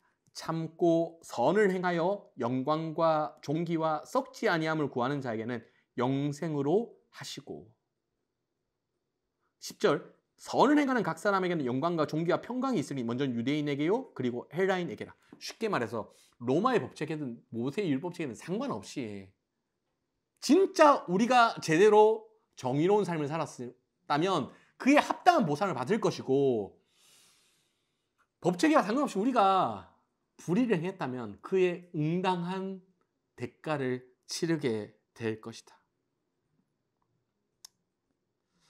우리가 살다 보면 법을 지키면서도 합법적으로 악을 행하는 사람들을 잘 알고 있습니다. 바울이 그 사람들을 염두에 두고 말하는 겁니다. 합법이냐 위법이냐 따지지 마라. 악을 행하는 사람에게는 그에 응당한 심판이 있을 것이다. 그리고 때로는 의인 중에서 법을 어기면서 선한 일을 하고 의로운 일을 하는 사람들이 있습니다. 그것 때문에 실제로 손해를 보는 사람들 있죠. 그에 대해 바울이 말합니다. 선을 행하는 사람들에게는 법과 무관하게 그에 합당한 영광이 주어질 것이다. 이 바울의 법과 무관하게 심판이 이루어지고 법과 무관하게 보상이 이루어진다. 이 사유는 뭐냐면 십자가에서 처형당했다가 사법적 살해를 당했다가 부활하신 예수 그리스도를 메시아요 하나님이라 고백하는 신앙 고백 위에서 생겨난 사유입니다. 예수는 로마의 법체에 의해서 처형당했습니다. 그러면 예수를 메시아로 고백하는 이들, 우리처럼 예수의 부활을 믿는 사람들에게 로마의 법칙에는 무효입니다. 그들의 사법살인은 하늘 법정에서 무효로 판정이 났어요. 로마 법칙에는 무효입니다. 마찬가지로 유대인의 종교 지도자들 또한 모세 율법에 근거해서 예수를 죄인이라 말했습니다. 그런데 예수가 살아났단 말입니다. 그러면 모세 율법칙에도 무효입니다. 하나님이 더 상위 법정에 있습니다. 1심 유대인의 법정에서 사형, 2심 로마 제국의 법정에서 사형. 예수는 이렇게 1심과 2심에서 사형을 받았습니다. 그런데 3심 하늘 법정에서 하나님께서 살리셨습니다. 그래서 우리가 정말로 고민해야 될 것은 뭐냐 하면 유대인의 법정, 즉 모세 율법에 근거해서 이것이 정당한가 아닌가 따지지 마라. 로마 제국의 법에 근거해서 법칙에 근거해서 이거 뭐 정당한가 불의한가 따지지 마라. 궁극적 심판자이신 최종 법정, 하늘 법정에서 하나님께서 어떻게 심판하실 것인지를 바라보자. 그런 의미에서 하나님께서 최종 심판자라는 의미, 예수 그리스도께서 사법살인을 당하셨다가 부활하셨다는 의미는 우리가 살아가고 있는 이 세상의 법체계를 무효로 만들 수 있는 동력이 되는 겁니다. 이 법이 무효라는 말, 이 말은 무서운 말입니다. 로마 제국은 로마 제국의 법체계를 굉장히 자랑했습니다. 이 법체계에 근거하여서 정의와 평화가 가능하다고 거짓 선동을 했습니다. 그런데 바울이 말합니다. 예수 그리스도께서 부활하셨다. 따라서 너희들 로마 법체계는, 너희가 자랑하는 로마 법체계는 무효다. 너희가 주장하는 위선과 너희가 주장하는 모든 것들은 위선과 거짓이다. 주장하는 겁니다. 마찬가지로 모세 율법 또한 위선입니다. 거짓입니다. 무효입니다. 따라서 로마 제국도 정의와 평화를 가져다 줄 수 없고 그토록 기념하고 기억하는 유대인들이 그토록 대망하는 이스라엘 왕국의 회복 또한 정의와 평화를 가져다 줄 수 없습니다. 즉 바울의 핵심은 이것입니다. 법은 우리에게 정의와 평화를 가져다 줄 수 없다. 오히려 법은 오염되었다. 중간 정리를 좀 해볼까요? 로마서 1장부터 2장까지 바울이 하려고 하는 논증 굉장히 단순합니다. 로마 제국이든 이스라엘 왕국이든 그들이 그토록 소중히 여기는 법, 이 법이 정의가 아니라는 겁니다. 오히려 예수 그리스도의 십자가 부활 사건을 통해 그들이 그토록 자랑하고 있는 법 체계의 한계가 드러났다는 겁니다. 따라서 바울은 1장 후반부, 2장 후반부에서 로마 제국의 팍스 로마나를 비웃고 있습니다. 고대 이스라엘 왕국이 회복되면 다시 한번 우리 가운데 평화가 도래하지 않을까라고 대망하고 있는 유대인들의 기대를 조소하고 있습니다. 너희들의 법은 근원부터 틀려먹었다. 너희들이 그토록 기대하고 주장하는 정의와 평화는 선동이다. 거짓이다. 위선이다. 로마 제국 황실에서 일어났던 음란하고 추악한 사건들을 따박따박 들이대며, 그리고 이스라엘 왕국의 역사 가운데 있었던 성전 가운데 일어났던 우상 숭배의 역사들을 따박따박 들이대며 너희들의 법체계는 정의와 평화를 가져다 줄 수 없다는 겁니다. 따라서 바울은 3장 9절에서 이렇게 선언합니다. 그러면 어떠하냐? 우리는 나으냐? 결코 아니라. 유대인이나 헬라인이나 다 죄 아래에 있다고 우리가 이미 선언하였느니라. 우리가 역사의 질곡 가운데 살아가면서 경험하게 된 현실이 하나 있죠. 법을 가장 잘하는 판사, 검사, 변호사들이 법의 한계를 이용해서 자신의 이득을 교묘하게 취합니다. 불법으로 취하는 것이 아니라 합법적으로 취합니다. 정부가 부동산 가격을 잡기 위해서 정책을 실시합니다. 그런데 누군가는 그 정책의 한계를 파고들어 자신의 이득을 노립니다. 내수진작을 위한 민생회복 소비 쿠폰을 발행합니다. 내수진작을 해야 될 텐데 그때 누군가는 그 법체계의 교묘한 것을 이용하여서 자신의 사익을 챙깁니다. 합법적으로. 혹자는 이렇게 말할 수 있겠습니다. 그거 법 제도 설계가 미진해서 그렇다. 꼼꼼하게 설계를 하고 처벌을 강력하게 하면 실제 그 정책이 유효하게 작동할 것이다. 이렇게 주장할 수 있겠습니다. 물론 정치 영역에서는 그럴 수도 있겠습니다. 하지만 바울이 계속해서 주장하고 있는 것은 뭐냐면 법 자체에는 한계가 있다는 겁니다. 법 자체는 죄라는 우주적이고 악마적인 힘에 의해서 언제든지 악용될 여지가 있다는 겁니다. 그리고 예수 그리스도께서 십자가에 처형당하신 그 사건은 로마의 법체계를, 모세 율법 체계를 죄가 악용한 전형적인 대표적인 사례입니다. 성경은 이런 법을 악용해서 역사는 힘을 두고 죄라고 규정합니다. 우주적이고 악마적인 세력이 율법을 악용한다는 겁니다. 이는 선악과 이야기에도 마찬가지입니다. 뱀이 하와 보고 무슨 이야기를 하죠? 하나님이 뭐라더냐? 선악과 보고 뭐라더냐? 그러자 선악과 먹지 말라는 하나님의 계명, 하나님의 법을 정확하게 들이댑니다. 뱀이 무슨 이야기를 하죠? 이 법을 교묘하게 악용하여서 하와를 범죄하게 만듭니다. 합법적으로 법을 활용하여 교묘하게 범죄하게 만든 겁니다. 그래서 성경은 로마 제국과 유대인이 그토록 기다리고 대마하고 있는 고대 이스라엘 왕국의 회복이 주장하고 있는, 공통적으로 주장하고 있는 법치라는 개념 자체가 죄라는 거대한 우주적이고 악마적인 세력에게 언제든지 악용당할 수 있다는 사실을 고발하고 있습니다. 폭로하고 있습니다. 법으로는 정의와 평화에 이를 수가 없어. 그러면 상상을 해보십시다. 법이 있습니다. 이 법을 죄라는 우주적이고 악마적인 세력이 어떻게든 악용하려고 막 애를 씁니다. 어떻게 해야 될까요? 죄가 우주적이고 악마적인 힘으로 어떻게든 법을 악용하려고 애를 쓸 때 어떻게 해야 될까요? 죄라는 세력이 힘이라면 그 반대편에 또 다른 힘이 있어야 됩니다. 그리고 힘으로 힘을 제압해야 됩니다. 즉 법체계를 어떻게 꼼꼼하게 하냐, 법체계를 어떻게 하면 보완하냐, 이 문제가 아닙니다. 이 악한 악마적인 힘을 어떻게 선한 힘으로 제압할 수 있느냐의 싸움입니다. 그래서 바울은 이런 이야기를 합니다. 3장 20절입니다. 그러므로 율법의 행위로 그의 앞에 의롭다 하심을 얻을 육체가 없나니 율법으로는 죄를 깨달음이라. 바울의 주장은 굉장히 명료합니다.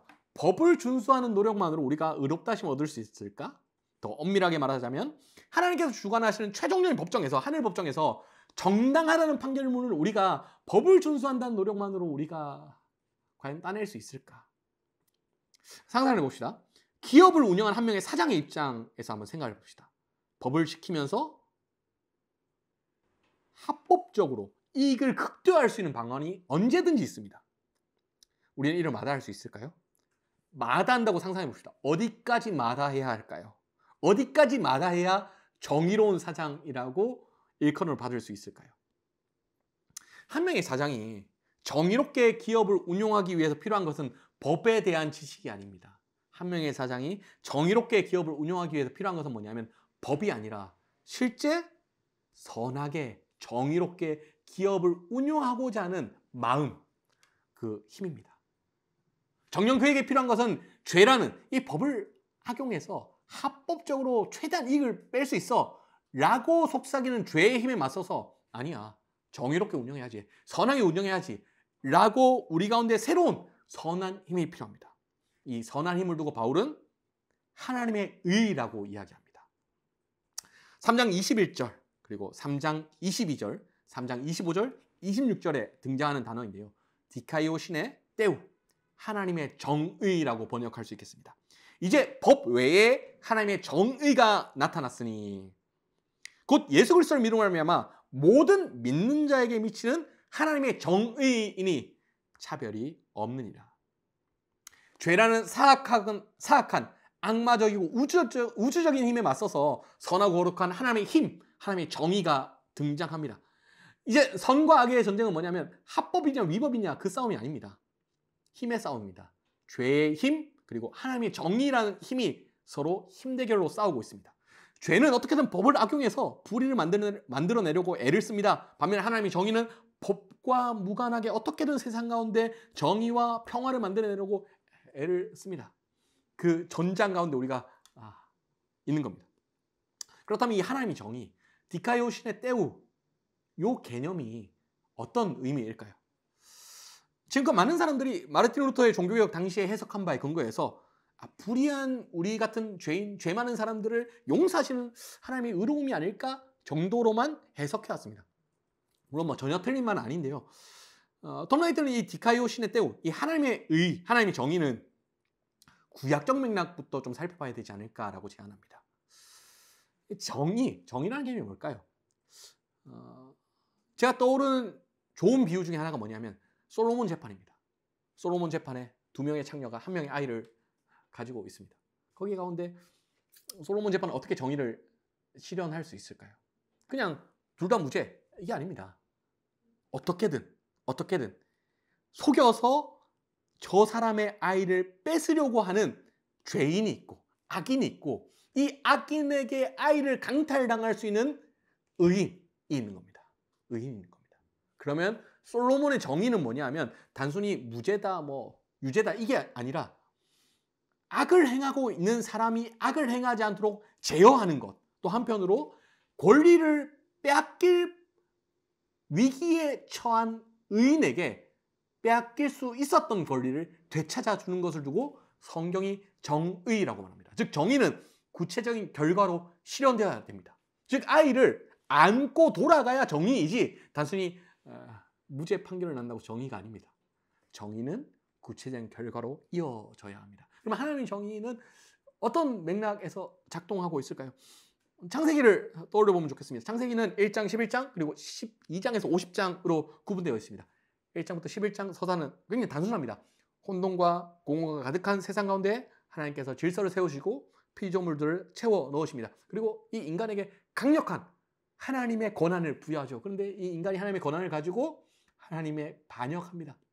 하나님은 어떻게든 이 인간을 통해서 이 세상을 아름답게 만들어 보려고 하시지만 그래서 홍수 심판까지 내리고 노아의 가족을 구원하셔서 그들을 통해서 정의로운 세상을 만들려고 하셨지만 노아의 후예들마저도 바벨탑을 세워버립니다. 그때 하나님께서 창세기 11장 후반부에 한 사람을 부릅니다. 아브라함입니다. 선택의 이유를 창세기 본문이 말하지 않아요. 그래서 이제 랍비들의 전승에 따르면 옛날부터 이 아브라함이 우상을 만드는 집안이었는데 우상을 만드는 집안에서 아브라함은 태어났지만 우상에게 숭배하지 않고 하나님을 예배했고 뭐 이런 식의 소위 소설들을 지어냈습니다. 소설들을 지어낸 이유는 뭐냐면 아브라함이 선택받을 만한 자격과 조건이 없는데 그냥 선택했다라고 나오니까 그 상상력을, 그 여백을 상상력으로 채워 넣은 겁니다. 그런데 분명한 성경은 아브라함의 자격과 조건과 이유를 묻지도 따지지도 않고 그냥 당신의 백성으로 부르신 겁니다. 당신의 백성으로 부르신 이후에 창세기 12장에서 부르시고요. 창세기 18장 19절에 이렇게 말씀하십니다. 내가 그로 그 자식과 권속에게 명하여 여호와의 도를 지켜 의와 공도, 체다카와 미시파트를 행하게 하려고 그를 택하였나니. 이 체다카와 미시파트를 좀 의역하면 체다카는 상호간의 신실함을 다하는 굉장히 성실한 관계를 의미하고요. 미시파트는 이 체다카를 중심으로 실제적 법적 판결이 이루어지는 사건들을 미시파트라고 이야기합니다. 즉 정의로운 세상을 만들라는 책무, 사명, 소명을 아브라함에 부여하는 겁니다. 이 구도가 하나님의 정의가 세상에 작동하는 전형적인 구도입니다. 즉 하나님은 이유와 조건을 따지지도 않고 그냥 아브라함을 당신의 백성으로 데려가신 이후에 당신의 백성이 된 아브라함에게 사명을 맡기십니다. 고대 이스라엘 왕국이나 로마 제국이나 법치를 추구합니다. 이 법치는 법에 의한 정의를 추구합니다. 법에 의한 정의는 뭐냐면 기브 앤 테이크입니다. 너희가 법을 지키면 법을 지키는 만큼 내가 이 세상을 정의롭게 만들 수 있어. 근데 법을 안 지키면 너희 때문에 정의롭지 않은 거야. 그래서 너희에게 징벌을 가할 거야. 그래서 로마서에는 야만인이라는 단어가 등장하는데요. 아마도 이 야만인은 바울이 스페인 선교를 가서 만날 사람들을 지칭하는 단어이지 않을까라고 사람들이 상상합니다. 그런데 이 야만인이 왜 야만인이냐? 법을 지킬 만한 기본적인 소양이 없어서 야만인입니다. 그래서 로마 제국은 법에 의한 통치, 법치를 추구하기 때문에 법을 지킬 수 있는 능력이 없는 사람들을 야만인이라고 부르는 겁니다. 즉 기부해야, 너희가 법을 지켜야 우리는 정의를 줄 수 있다. 그런데요, 하나님이 정의가 그려낸 세상은 전혀 다릅니다. 기브 앤 테이크가 아닙니다. 독일 말로 가베와 아우프가베라고 이야기합니다. 흔히 바울 서신을 두 단계로 나눌 때 사용하는 단어인데요. 가베는 선물을 뜻합니다. 그리고 아우프가베는 사명을 뜻하는데요. 아우프는 전치사인데 굳이 따지자면 선물 다음에 라는 뜻이 아우프가베입니다. 즉 하나님 먼저 우리에게 선물로 다가오십니다. 자격과 조건을 따지지 않고 그저 다가오셔서 야, 내 백성이네. 내가 너와 함께 동행할게. 이렇게 말합니다. 좀 시간이 지나면 우리가 선물을 받은 이후에, 가베를 받은 이후에 갑자기 야, 이 세상을 정의롭게 만들어야 되는데 같이 하지 않을래? 이렇게 이야기합니다. 즉 하나님의 정의는 당신의 백성에게 일종의 낙수 효과를 기대하고 은혜를 베풀어 주시는 방식입니다. 자격과 조건을 따지지 않고 하나님의 은혜를 부어주셨을 때 그 은혜가 흐르고 흘러넘쳐 정의로 이어지기까지 그 사람을 변화시키는 방식이 하나님의 정의의 힘이라고 볼 수 있겠습니다.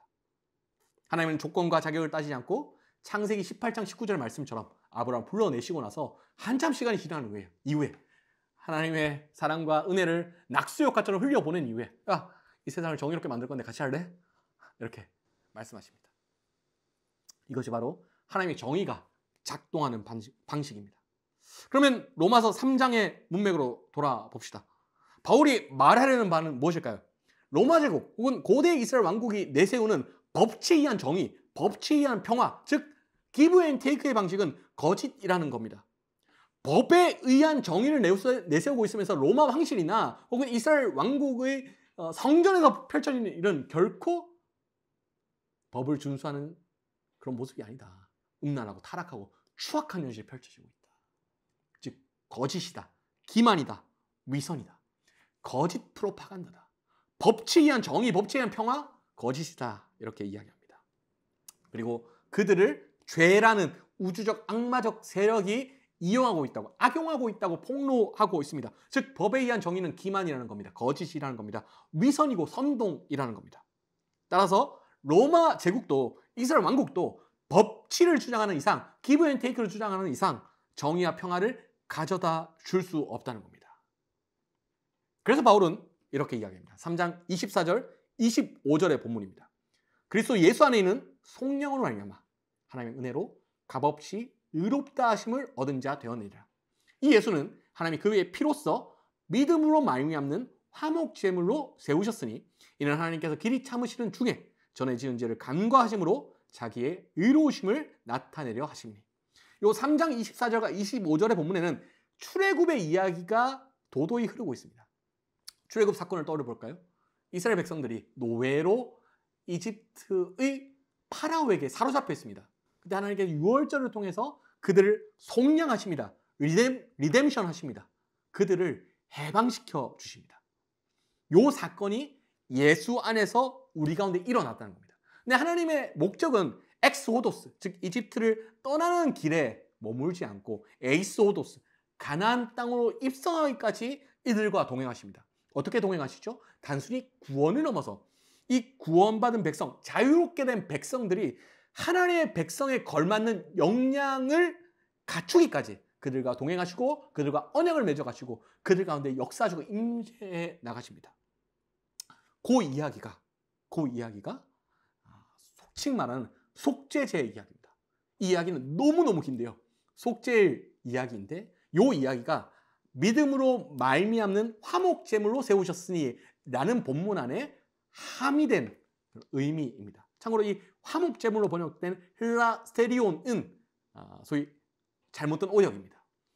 예수를 하나님이 그의 피로써 믿음으로 말미암는 속죄소로 혹은 속죄판으로 세우셨다, 이렇게 번역하는 것이 정당할 것 같습니다. 즉 예수의 피를 통하여서 하나님께서 우리 가운데 영원히 거하시기로 하셨다.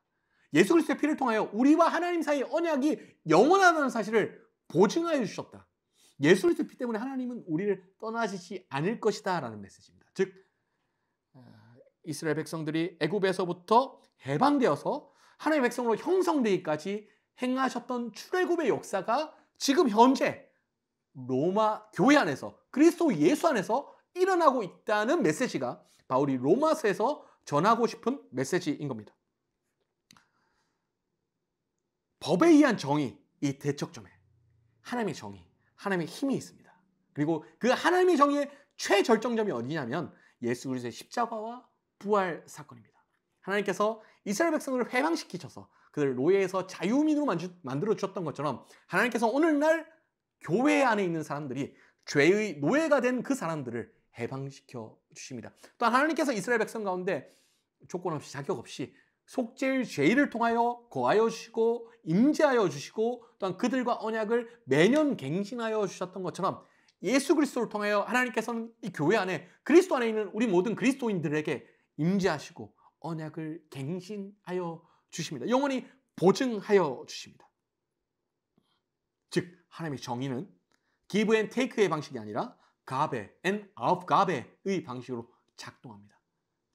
자격과 조건과 이유를 묻지도 따지지 않고 당신의 백성으로 품어내신 이후에 어느 정도 시간이 지나면 낙수효과, 은혜의 낙수효과가 끝났다고 하면 야, 정의를, 이 세상을 정의롭게 만들 건데 같이 할래? 이렇게 우리를 불러내십니다. 그래서 바울은 이런 전체적인 이야기를 어디까지 끌고 오냐면 로마서 14장, 15장으로 끌고 간 이후에 교회에 대하여 이런 굉장히 발칙한 주장을 합니다. 14장 2절입니다. 어떤 사람은 모든 것을 먹을 만한 믿음이 있고 믿음이 연약한 자는 채소만 먹느니라. 즉 교회 공동체 안에 있는데 어떤 사람이 떠받드는 법과 어떤 사람이 떠받드는 법이 다르다는 겁니다. 어떤 사람은 모든 것을 먹어야 마땅하다는 법을 가지고 있고 어떤 사람은 채소만 먹어야 되는 법을 가지고 있습니다. 로마 제국이나 고대 이스라엘 왕국이라면 이 법을 통일시켰을 겁니다. 하나의 법을 통하여서 이 모든 법을 준수하고 지킴으로 우리 제국에는, 우리 왕국에는 평화가 이루어지지 않을까, 정의가 이루어지지 않을까 이렇게 생각했을 겁니다. 그런데 바울은 어떤 주장을 하냐면 이렇게 이야기를 합니다. 각자 다른 법을 믿고 있어도 괜찮다. 법이 중요한 게 아니야. 근데 거기서 제일 중요한 건 뭐냐면 누가 더 약한 자인지 따져보자. 누가 더 배려가 필요한 존재인지 따져보자. 누가 더 배려가 필요한 존재일까? 믿음이 연약한 자, 최소한 먹어야 된다는 법을 지키고 있는 이 사람들이야 말로 배려가 필요한 사람들이란 겁니다. 이 배려가 필요한 사람들의 법을, 다른 법을 지키고 있는 사람들이, 다른 법을 받들고 있는 사람들이 이 사람들을 위해서 자신의 법을 포기하는 척 해주라는 겁니다. 즉 이 믿음이 연약한 사람들이 없을 때는 아무거나 먹어도 괜찮습니다. 근데 믿음이 연약한 사람들이 있을 때는 최소한 먹어주라는 겁니다. 즉 우리는 법에 의한 평화가 아니라, 법에 의한 정의가 아니라, 법을 얼마나 지키느냐에 따라서 정의와 평화가 이룩해지는 것이 아니라 법과 무관하게 상대방에게 은혜를 베품으로, 자비를 베품으로 그냥 맞춰주는 방식을 통하여서 교회 공동체라는 고대 이스라엘 왕국과도 다른, 로마 제국과도 다른, 전혀 다른 정치체 안에서 이런 방식으로 정의와 평화가 확산되어 간다는 것이 바울의 주장입니다. 바울에게 마지막 날이란 정의와 평화가 생생하게 살아있는 완전한 그날일 겁니다. 즉 로마 제국도 망하고 이스라엘 왕국도 망하고 그날에는 하나님의 나라, 정의와 평화 가득한 하나님 나라가 온 세상에 들어설 겁니다. 그럼 바울은 그 종말의 날을 기대했겠죠. 하나님 나라가 들어설 날. 그 하나님 나라가 들어설 날 어떤 날일까요?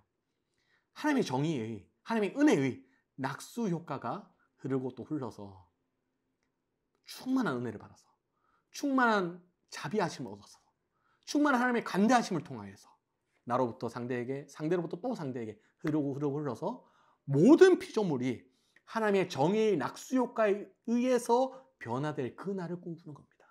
그 날을 꿈꾸는 그 방식으로 우리 교회 공동체 안에서 역할놀이 해보자는 겁니다. 서로에게 관대함으로 대해주자. 은혜로서 대해주자. 그래서 바울은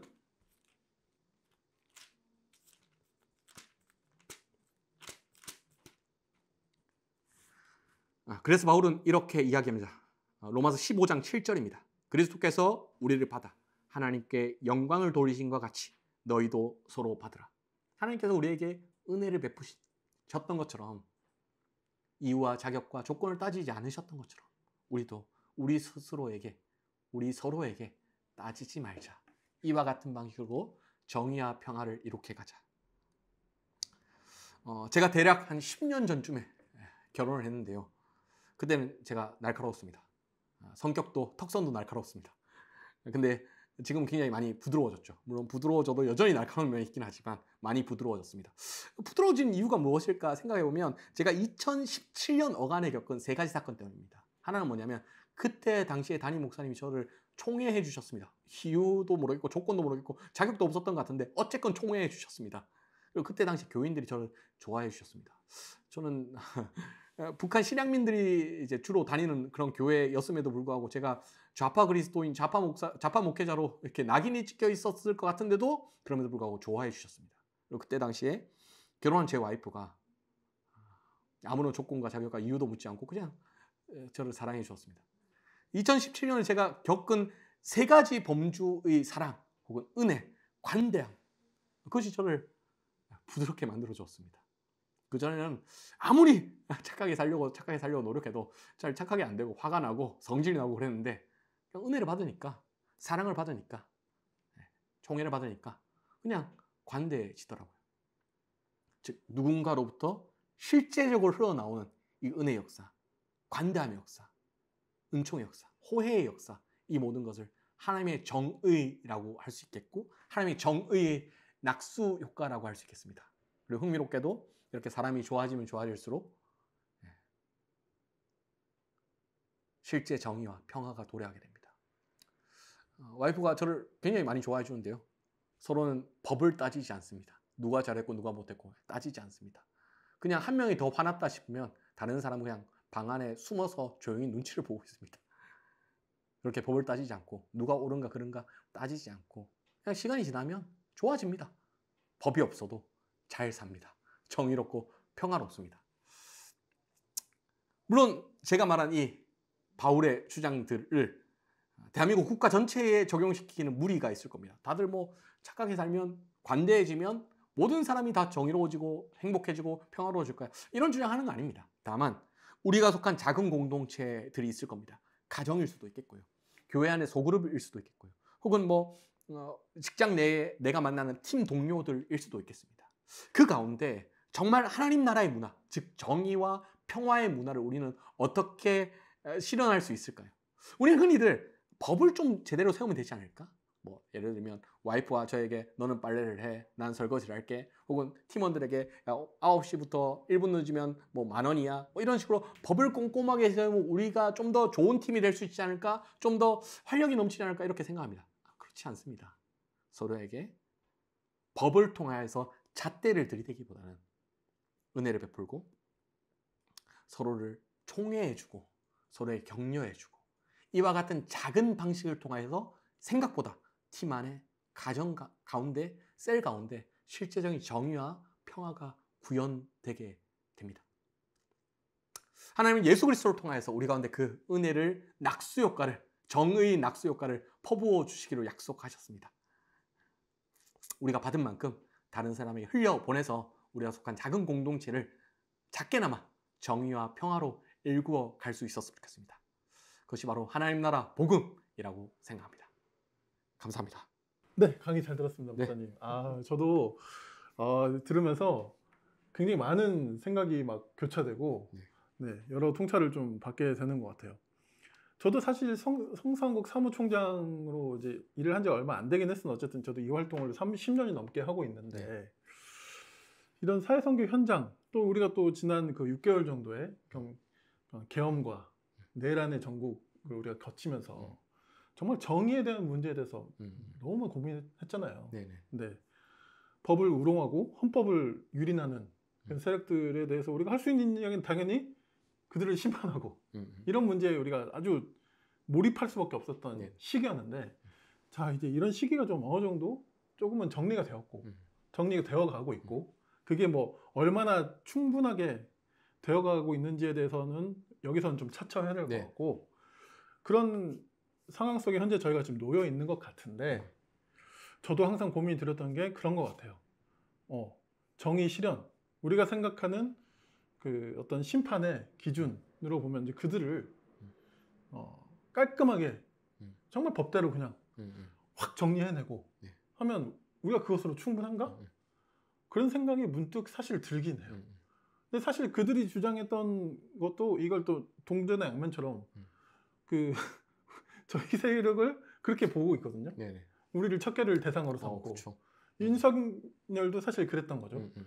나머지는 다 척결해야 될 세력 아예 그렇게 대놓고 말을 했고 그 내란 뭐죠 그 포고문인가 거기에도 아예 뭐 예를 들어서 전공의를 이런 거 적은 거 보면 지금 우리가 이 내란 전국이 조금 정리가 됐다 하더라도 어떤 그런 대결의 양상은 사실 저는 좀 이게 전혀 수그러지지 않았다고 생각하거든요.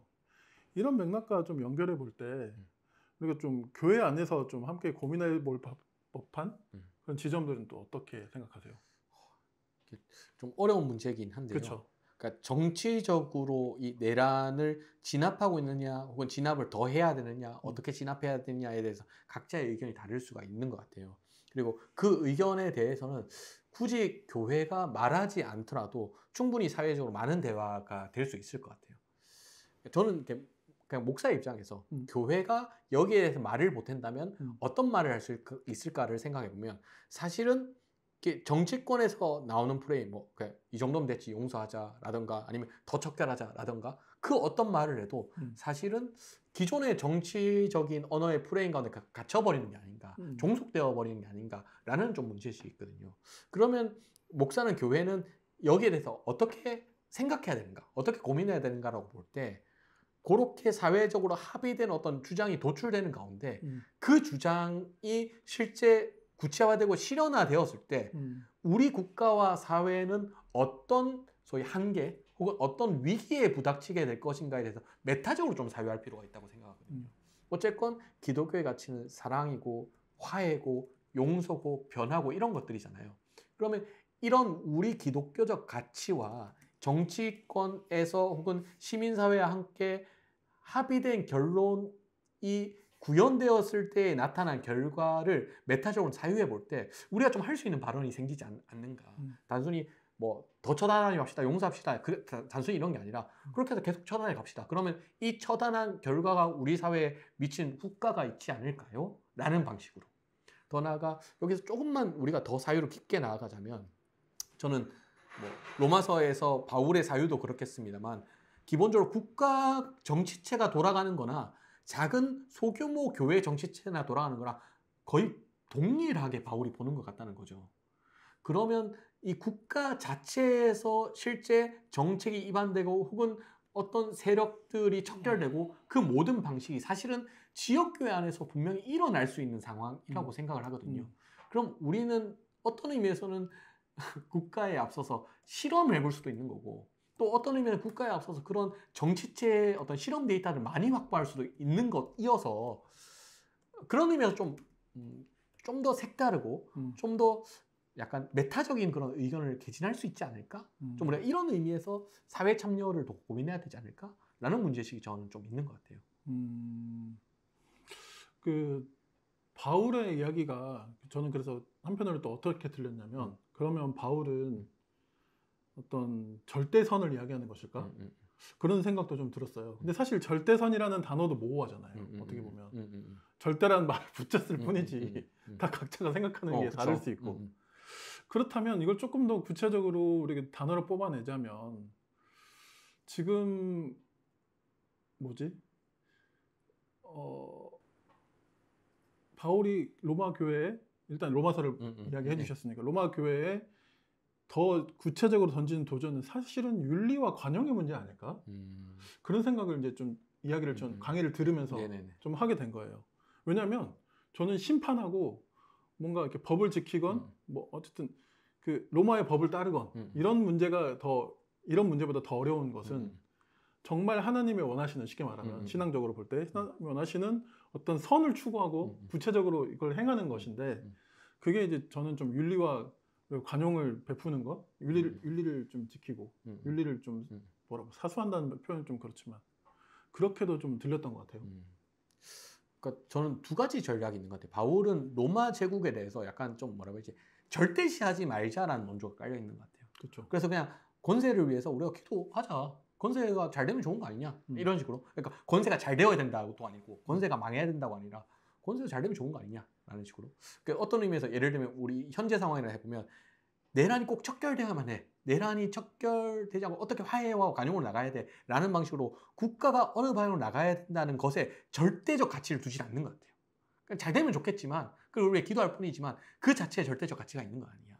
그러면서 바울이 계속해서 의식하고 있는 건 뭐냐면 눈에 보이진 않지만 믿음으로 느낄 수 있는 어떤 하나님의 선한 힘이 이 가운데 역사하고 있다는 강력한 믿음이고 이 강력한 믿음이 결국 종말론적으로 이 세상을 하나님의 뜻에 걸맞게 하나님 나라로 빚어가질 것이라는 강력한 믿음인 것 같아요. 그래서 이제 교회 안에서라도 우리는 관용을 실천하자 이런 거죠. 그러면 이제 오늘날 우리 현실로 가져와 보면 예를 들면 시민사회와 정치권이 잘 합의가 돼서 전반적으로 좀 소위 내란 세력을 진압하고 소탕하는 방식으로 이렇게 진행되고 있을 때 그렇게 진행되고 있으면 전반적으로 이제 사회적인 분위기가 태극기 집회를 한번 나갔다 오신 분들에 대해서 굉장히 적대적인 게 당연할 거잖아요. 근데 그때 교회에서는 전반적인 기존을 유지해야 돼. 그런 사람에 대한 좀 환대를 베풀 수 있지 않을까. 그러니까 내란 진압은 정당한 것이고 우리 국가가 필요한 것이긴 하지만 그래도 내란 그 태극기 세력인 할아버지는 그냥 그리스도 안에서 하나로 우리가 맞이할 수 있지 않나? 라는 투트랙 전략으로 갈 수 있지 않을까? 라는 생각을 좀 하고 있는 것 같습니다. 상당히 어렵습니다. 네. 왜냐면 이제 그게 이제 단순히 난이도의 문제일 뿐만 아니라 오해의 소지가 있을 그렇죠. 수 오해의 있는 소지가 있죠. 그런 부분이 있고, 네네네. 근데 그런 오해의 소지가 없게 하려면 우리 교회 다니는 그리스도인 전체가 하나님의 정의가 절대적이고 하나님 나라가 종말론적으로 무조건 임할 것이고 그러면 현재 우리가 살고 있는 국가체제나 모든 정치체가 일시적이라는 사실에 대한 믿음을 공유해야 가능한 일이겠죠. 그러니까 우리에게는 이 국가사회의 일이 너무 중요하긴 하지만 사실 이건 일시적인 거야. 더 중요한 거는 하나님 나라의 가치에 있고 그럼 우리가 어디에 더 집중해야 될까? 이렇게 우리가 타겟팅을 할 수 있지 않을까. 그러니까 여기에 대해 합의가 되면 좀 더 저는 좀 쉬워질 수 있으리라 보고 다만 이런 것이 오해받는 이유는 뭐냐면 그런 어떤 신학적 합의가 없는 상태에서 그래서 저 사람은 사실상 그거 아니야? 예를 들면 뭐 이런 거죠. 사실상 그거 아니야? 뭐 이런 식으로. 이준석 그렇죠. 이건 잘라주세요. 아니 제가 이런 얘기할 때마다 아니 대구 출신이라 그런 거 아니야? 뭐 이렇게 하거든요. 너 지금 영주 살잖아. 영주 살고 그런 거 아니야? 이렇게 하거든요. 아니 그게 아니라 신학적인 견해 위에서 말하는 건데 예. 좀 아쉬움이 들 때가 있습니다. 갈등이 익숙해져 버린 것 같아요. 그 기본값이 된 느낌이고 그러니까 뭐지? 우리가 다 현실적이어야 한다는 말은 맞는데 그렇기 때문에 현실에만 매몰되어 있는 거 아닌가 그런 생각이 좀 들기도 합니다. 그 제 개인적으로 느끼기에는 저는 어쨌건 이제 그 북한 실향민들이 세웠던 교회 내에서 이제 어르신들을 많이 접하다 보니까 전반적으로 그러니까 제가 교회 사역을 했을 때 50대, 지금은 60대 초반 분들의 정세에서 제가 느낄 수 있는 건 뭐냐면 약간 그런 거거든요. 저 꼰대들 우리가 빨리 몰아내야 되는데 사회적으로든 교회로든 그러니까 저들이 권력을 잡고 있고 저들이 뭔가 보수적인 어젠다를 쥐고 있을 때 우리가 좀 진보적인 우리가 좀 잡아내야 되는데 그렇게 보면 민주화 운동 시점에서부터 지금까지 거대한 싸움이 진행되고 있고 사실상 이제 이제 소위 민주당을 지지하는 고 세력들이 이니셔티브를 잡고 있는 순간인 것 같아요. 그런 의미에서 굉장히 기나긴 싸움이 진행되고 있는 거고. 근데 이제 그런 어떤 거대한 역사적인 어떤 흐름을 우리가 볼 수 있으면 이게 그냥 시대가 변해가는 과정이구나. 한 세대가 저물어가는 과정이구나라고 좀 더 초연해질 여지가 있지 않나. 저는 좀 그렇게도 보거든요. 그렇군요. 그 세대 이야기를 하시니까 좀 이해가 되는 대목도 있습니다. 근데 이건 좀 맥락 벗어난 이야기일 수도 있겠는데, 근데 한편으로는 또 지금 그 통계적으로 보수화가 거의 확실해 보이는 20대, 30대도 4050이 된다는 이야기거든요. 네, 그렇죠. 그러면 이게 또 전혀 다른 양상이 우리가 한 10년만 지나도 10년, 20년만 지나도 또 다르게 가는 건 아닌가. 그렇죠. 그런 생각도 좀 들어요. 그러니까 저는 느끼는 게 뭐냐면 각 시대별로 각 사람이 가지고 있는 문제의식과 각 사람이 겪고 있는 어떤 고통의 현실에서 차이가 나고 거기에서 약간 어떤 정치적 성향이 좀 변동되는 거 아닌가? 그런 생각을 좀 해요. 그러니까 20대, 30대가 보수화 된다고 하지만 그러니까 요즘에는 뭐 극우화 이런 단어를 많이 쓰잖아요. 근데 사실 한 5년 전만 하더라도 대한우파라는 단어를 썼거든요. 대한우파. 예전 뭐 유럽의 극우화에 대해서 저거를 극우 정당이라기보다 대한우파 정당, 그러니까 기존의 우파 정당 좀 다른 양상이라고 해서 그래서 이제 그렇게 보면 오늘날 2030 세대도 단순히 보수적 성향이 짙어진다, 극우적 성향이 짙어진다 이런 말 하기 전에 대한우파적 성향이 짙어진다라고 저는 볼 수 있다고 생각하거든요. 그래서 조금 더 나아가면 제가 농담삼아 이제 제 또래 제 와이프랑 이렇게 얘기할 때는 우리는 아버지한테 맞았고 아버지가 우리 엄마 때리고 그 학교에 가면 남자 선생님 뭐 주패고 이런 시대에 태어났기 때문에 자연스럽게 페미니즘이 당연한 그러니까 배우지 않아도 너무 당연한 여성의 인권은 좀 증진돼야 되고 남성의 폭력성은 좀 근절돼야 되고 이런 문제식이 너무 당연한 사람들이어서 우리 세대는 페미니즘에 대해서 그러니까 디테일한 차이는 있을지라도 어느 정도는 수긍이 되는데 저보다 한 10년, 15년 아래에 있는 친구들은 기본적으로 어머니가 아버지보다 힘이 더 강해요. 집안의 경제권이라든지 집안의 모든 뭐 살림권이라든지 그리고 이제 선생님을 보더라도 선생님 대부분 여성이고 자기를 괴롭혔던 선생님 남자 선생님이 아니라 거의 대부분 여자 선생님이기 때문에 기본적으로 여성이 그 정도로 인권 대우를 받아야 돼? 이미 여성이 어느 정도 권력을 잡고 있는 거 아니야? 라는 어떤 경험적 이게 있어서 자연스럽게 페미니즘의 이슈에 대해서 약간 온도차가 난다라고 저는 생각을 하거든요. 그 페미니즘 이슈에 관해서만 이렇게 온도차가 난다고 했지만 모든 각기 이슈별로 약간 온도차가 있을 겁니다.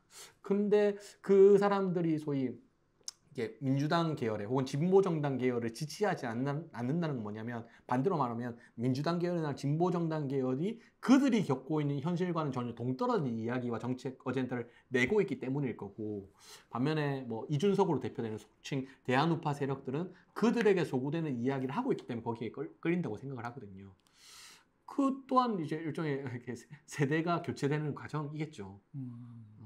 거기서 중요한 거는 단순히 뭐 20대, 30대가 보수화되고 단순히 이런 문제가 아니라 좀 더 정치권이 시대가 빨리빨리 변화되고 있는 흐름에 맞춰서 뭔가 변화를 준비하고 이들이 겪고 있는 공경이 무엇인지를 해결해야 되는 것이 더 중요한 것이지 단순히 보수화되고 진보화되고의 문제는 아니지 않나? 저는 좀 그런 생각도 좀 해보는 것 같아요. 일종의 방금 이야기해 주신 이런 접근도 약간 목회적인 좀 부분이 섞여 있는 것 같다는 느낌이 좀 들어요. 그러니까 방금 이야기하셨던 교회가 할 수 있는 이야기. 왜 그런 생각이 들었냐면 그 대선 뭐죠? 사전 무슨 조사라 그러죠? 출구조사. 출구조사 통계를 통해서 사람들이 그 수치를 확인한 뒤로부터는 페미니즘 여성학자들 중심으로 뭐 그분들뿐만이 아니라 특히 이제 뭐 사실 저도 좀 비슷한 생각인데 이거는 이제 더 이상 뭐 논외의 이야기가 됐다. 더 이상 이들이 보수화됐냐 안 되느냐가 중요한 게 아니고 그들은 그러니까 정말 우리가 사회의 차원에서 이야기하자면요. 그들은 이제 교화되고 그럴 수 있을 그런 게 아니라 이미 우리의 어떤 백그라운드 혹은 기본값이 되었고 이 세상에 우리가 기본값으로 잡고 그러면 어떻게 우리가 이제 대처해야 할 것인가에 달려 있다라고 되게 단호하게 이야기하시는 분들이 늘었어요. 사실 제 그쵸. 의견도 좀 거기에 가깝고. 그렇죠. 근데 다만 이거를 사회적인 맥락에서 여전히 동어반복처럼 2030 남성들을 그래도 우리가 좀 이해하려고 노력해야 된다는 저는 그렇게는 설득 능력이 없는 것 같아요. 네네네. 그건 그렇죠. 근데 말씀하셨듯이 이제 저는 목회적이라는 단어를 썼지만 교회는 여전히 20대, 30대 남성들이 가지고 있는 고민과 그들이 가지고 있는 어떤 불합리함에 대한 고민들 그게 우리가 볼 때 틀렸을 수도 있죠. 네네네. 명백히 틀렸을 수도 있는데 그들의 이야기를 좀 더 우리가 귀 기울이자는 이야기는 할 수 있는 것 네네네. 같지 않나? 네. 좀 그렇게 받아들였는데. 그러니까 그런 것 같아요. 예를 들면 그 세대를 우리가 포섭해야 된다. 그 세대를 설득해야 된다. 뭐 그 세대를 변화시켜야 된다. 이런 차원이 아니라 그렇죠. 어쨌든 그 세대들이 겪고 있는 공경이 있는 거고 그 공경을 사실은 기성세대들이 전혀 파악을 못하고 있을 가능성이 높다는 거죠. 근데 그 공경은 그 옛날에 그 소위 7080들이 5060의 공경을 이해하지 못했을 거잖아요. 그와 같은 동일한 반복이지 않을까. 그 공경은 어떻게든 해결해 줘야 되지 않을까. 표가 되든 말든. 그렇죠. 표가 되든 말든이 중요한 포인트 같습니다. 네. 알겠습니다. 뭐 이게 이야기를 꺼내면 꺼낼수록 할 얘기가 참 많을 것 같은데 뭐 이 정도로 일단 오늘은 마무리해야 될 것 같고 다음에 또 기회가 되시면 또 영주에 계시기 때문에 제가 또 막 저기 막 그렇게 좀 모시는 게 죄송스러울 수 있지만 오라고 하시면 와야죠. 이거는 꼭 살려주십시오. 자르지 마시고 막 이래. 알겠습니다. 네, 로마서를 통해서 우리가 할 수 있는 이야기들이 참 많이 있겠다 생각이 들고요. 오늘 이렇게 또 나와주셔서 좋은 강의와 또 어떤 문제의식들 또 제안들 나눠주셔서 감사드리고 계속해서 여러 활동들 하고 계시는데 다 또 좀 잘 되시기를. 네, 감사합니다. 목사님 하시는 유튜브를 이야기를 안 했는데 추천왕 홍목. 네. 그래서 지금 구독자가 혹시 몇 분 정도? 한 950. 네. 그 이게 이제 나갈 쯤에는 요거 끝나면 한 1000명이 넘어가면 좋겠습니다. 아무튼 다각도로 굉장히 좀 우리가 보기에 자신의 길을 적극적으로 또 창조적으로 좀 이렇게 하고 싶은 것들 또 해보고 싶은 것들을 잘 개척해 나가고 계시다는 생각이 들고요. 좀 더 이제 많은 좀 호응도 좀 있고 또 함께 하시는 분들이 좀 더 늘어갔으면 하는 마음입니다. 감사합니다. 감사드리고 다음 기회에 또 뵙도록 하겠습니다, 목사님. 오늘 나와주셔서 감사합니다. 네, 감사합니다. 수고하셨습니다.